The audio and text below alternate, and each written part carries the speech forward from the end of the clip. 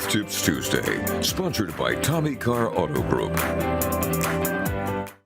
Well, it is Stroke Awareness Month, and here with us today is Dr. Sharjeel Panjwani, a neurologist from Bay State Health. Dr. Panjwani has some helpful advice to detect when people may be having a stroke. Doctor, thank you for being here today.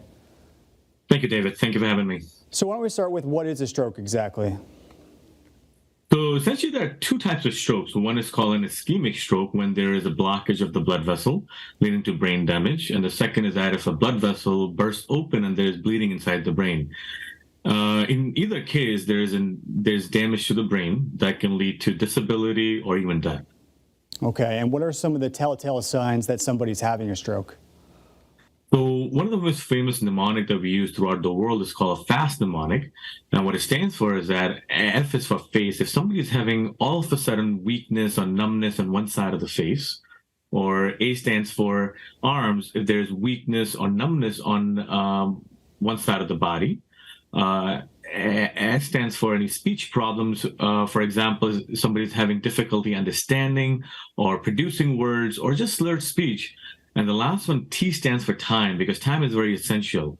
This is some of the cardinal signs of stroke. But apart from that, if somebody is having all of a sudden really bad headache or dizziness or difficulty walking, these are some of the symptoms and signs of stroke. And there's always the answer is to call 911 to get to the hospital as quick as possible. So you mentioned time as being one of the parts of the mnemonic, rather. Why is that so critical if somebody is having a stroke?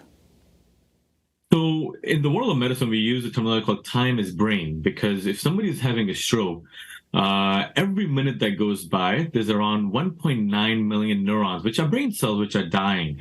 So the earlier you get to the hospital, the better treatments and different types of treatments that we can offer to patients.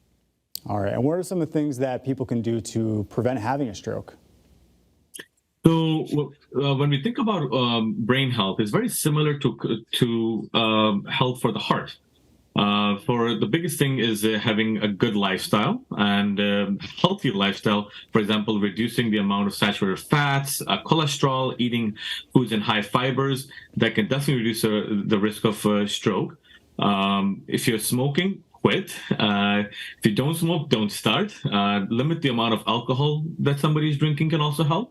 So it's recommended that males should not drink more than 2 drinks per day, and for women, no more than 1 drink per day.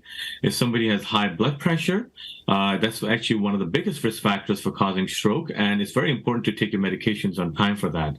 And one of the biggest risk factors in our population is something called atrial fibrillation. What that means is that it's when the heart goes out of sync, and when it does, the blood is not flowing very well, and it can lead to it can lead to clot buildup that can essentially lead to stroke. And last but not the least, as I mentioned before, is to always take your medications on time, especially if you're taking blood thinners or antiplatelets such as aspirin, because if you miss a dose, then your blood is not thin enough, and that can lead to stroke. So these are some of the things that we can do to prevent having strokes. All right, Doctor. Well, thank you for the time. Some really important information, and thanks for being here today. Absolutely. Thank you so much.